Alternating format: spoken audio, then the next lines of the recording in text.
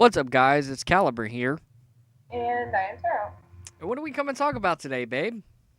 Um, well, we're kind of coming to have a conversation specifically about something that happened to me last night, and just about people in general acting like this. So, if you didn't watch our last video, I spent most of yesterday in the hospital, um, which I spent a lot. I spent a lot of time in hospital because I have some health problems, but not getting into that.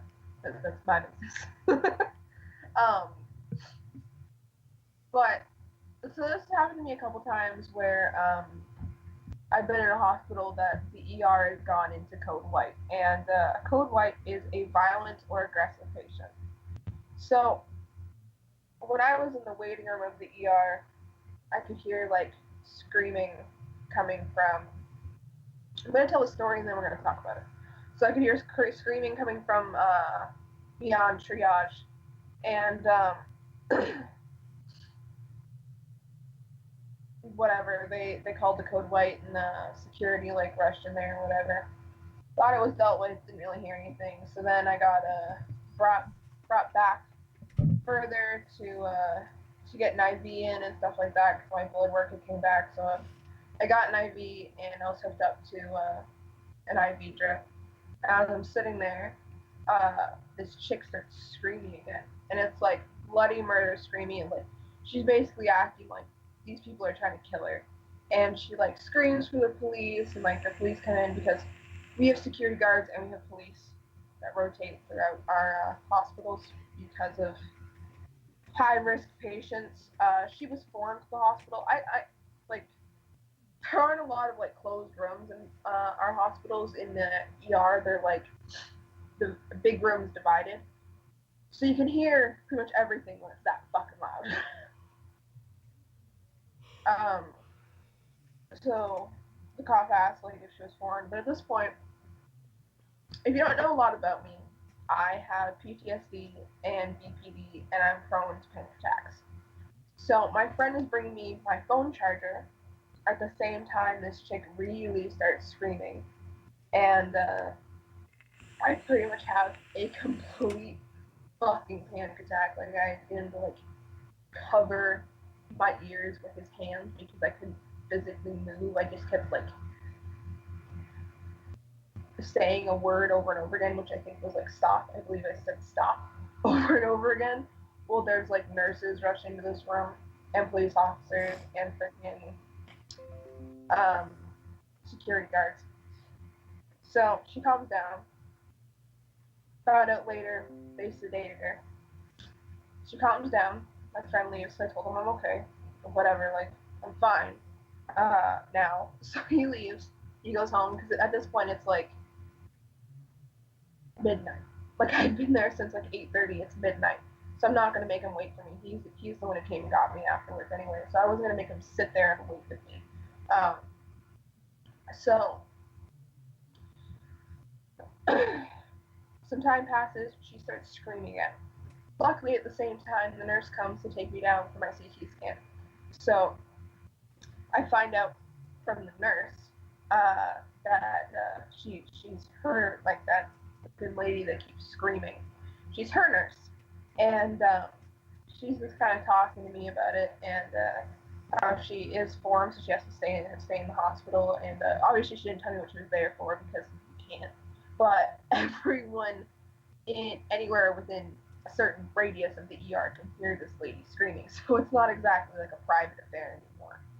Um, so like it had woken up the other lady that was coming down, like this older lady that was coming down to CT with us. She was getting her head CT. That's relevant. Um, sorry. So she's talking to me and she's like, yeah, we like they're sedating her, and she assaulted like a couple police officers, and it's just not being a fun time. And then she's like looking at the older lady and looking at me, and I'm like visibly upset because I've already had one panic attack. I was on the verge of another because I just it's not like regular screaming. It's like she was screaming bloody fucking murder, and I actually have a small recording of it that I sent to him. which I will play in a minute um, when I scroll through and find it. So whatever, I get my CT, whatever. We go back up. She talks. The nurse that brought me down to CT talks to the nurse. He's like, "Yeah, no, she's calmed down. She'll be fine." So some time passes. I'm waiting for my CT results, and this fucking lady starts screaming again. At this point, she like once I like she didn't start screaming immediately. I started hearing her talk and she started talking louder. So I like ripped into my wallet and I like pulled out my headphones, which are like half broken. So like the one side missing their squishy bit, and I just like rammed them in my ears and like cranked my music so loud that it physically hurt me because I could not keep listening to the lady scream. So they took her, they put her in like a side room, a side that would like normally be used for like emergency containment, or if you need to talk to a police officer because you were there for something of that nature. There's a single closed off room in the ER, so they stick her in there. And I keep my headphones in at this point. I don't fucking trust it. I don't trust it at all. Um, yeah, a little bit distracted. If you like me don't do great with screaming. I get it. Go ahead. If you like me don't do great with screaming, cover your ears for the next 90 seconds, okay?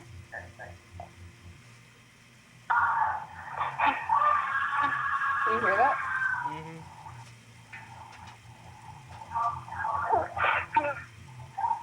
The weird whining noises are me because I'm trying not to listen to her. I was trying to send him like voice messages and shit. Oh, this is right before I went down to CTs. This is like when the nurse came. Yeah. I didn't hear that message. I didn't even know you sent that. Yeah, I did right after I told you that he came with my charger. Oh, Yeah, I said that. Not that's what she was sounding like.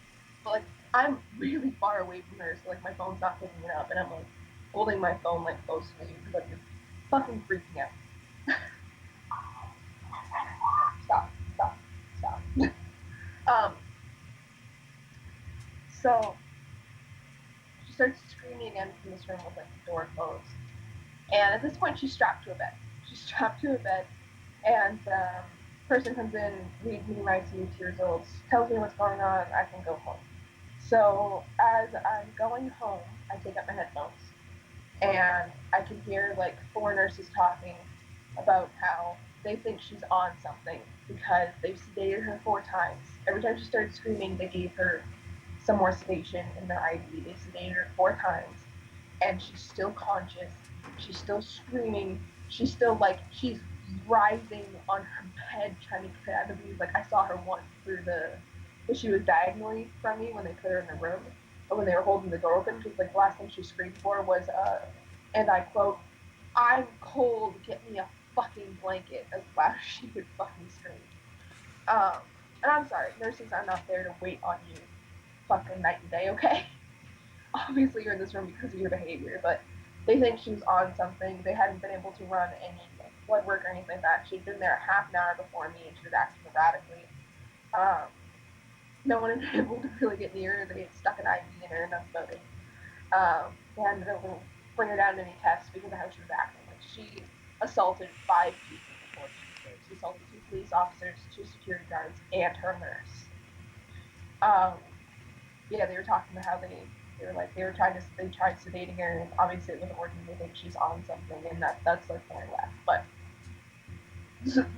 what happened to me yesterday is kind of backstory.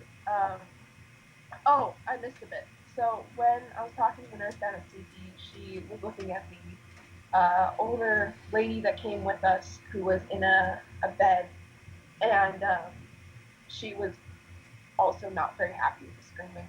I mean, who would be here going to a hospital because you're either injured or sick? You don't want to sit there and listen to someone scream like that. And I guess she had woken up the older lady who was in a significant amount of pain, just as I was. Um, but so she's just kind of shaking her head. She's like, I don't know if someone can act like that because you have to think about how you're affecting people around you. Like, you're obviously not okay with this, gesturing towards the older lady, and she gestures at me, who my face is red, like I've obviously been crying because when she came to come get me, she was like, "Are you okay?" And I just had to like stutter out these words. I was like, I don't even remember what I said, but I think it was something to the effect of her screaming and PTSD, and I wasn't able to talk to her until like I had been sitting down in the CT waiting room for like 5 minutes, like breathing, and I finally got to talk to her. And she was like, and obviously, like you're visibly upset, like this isn't good for other patients. And that's pretty much what we want to talk about is conduct in hospitals. And that's a very extreme case. Like obviously there was something very wrong with that woman. I hope she gets help. She obviously very desperately needs. Um, but it's still not acceptable behavior. She's probably looking at at least a couple different charges when she gets released from that hospital. Like it was just insane and not okay. But I've had lesser experiences. Um, lesser experiences with stuff like that. Just like, you know, you typically have to wait, not like forever, but like sometimes you have to wait like a significantly long time at the hospital, right? Mm-hmm. And some people who oftentimes they're not even the patients, they're the people that are there with the patients, get really angry at the wait times and they start yelling at nurses and they start, saying like really loud, like rude comments, just for how long we were waiting and how ridiculous it is and stuff like that. And Sally, shush.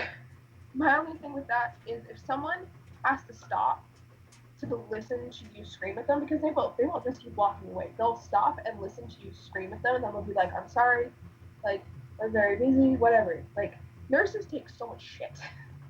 Um,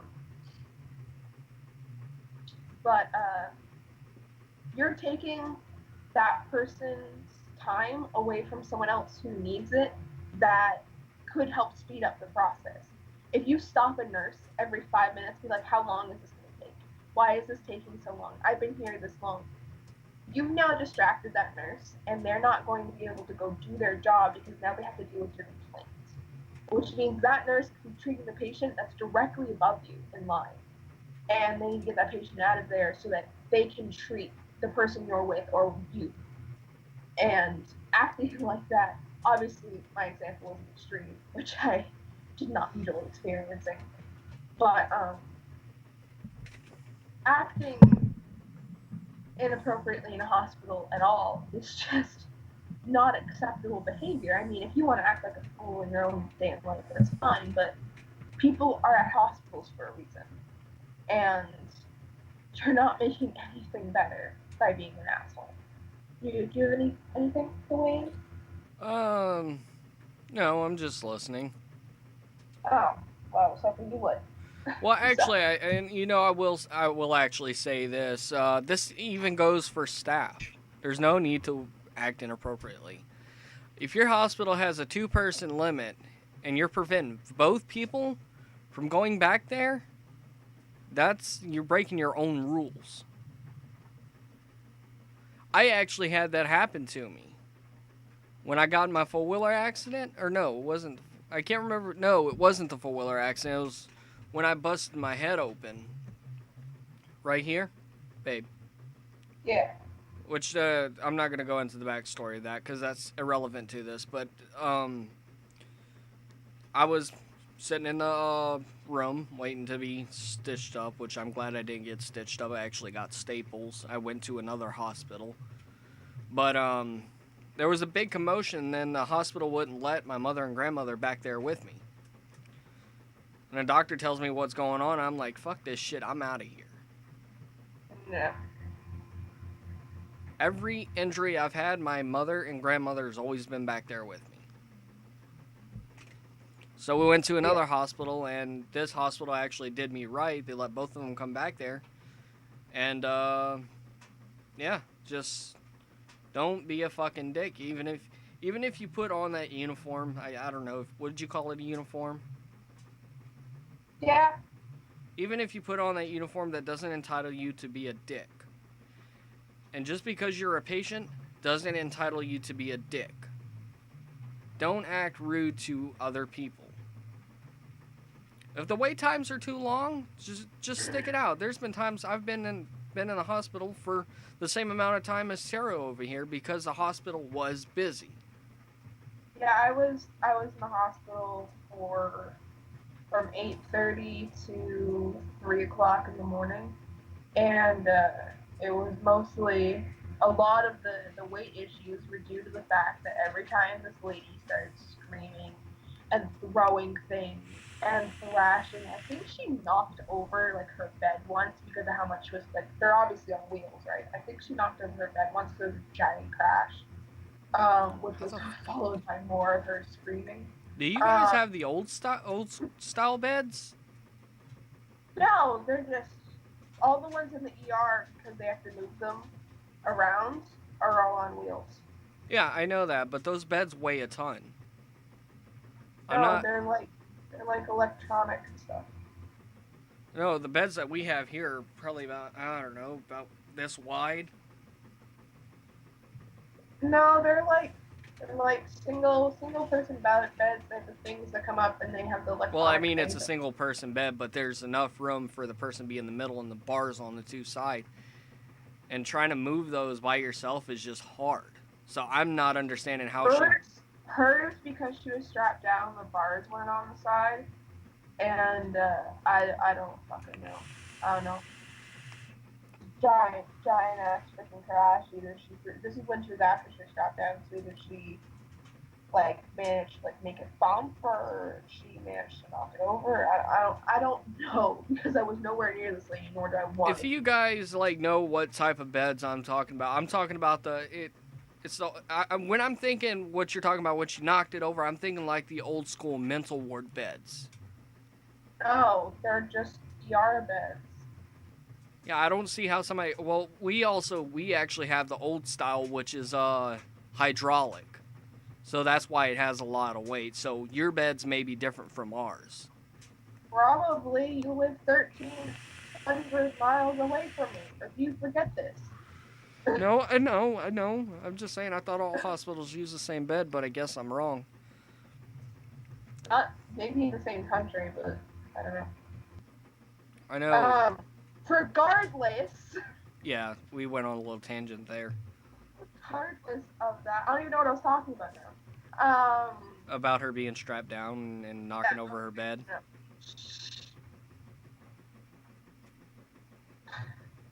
Regardless of what she did to make that noise, every time she started freaking out, and every time they called the code white on the ER, there was 4 nurses in there that had to deal with her, 2 security guards and either 1 or 2 police officers that had to go in there and deal with her because she was fucking dangerous.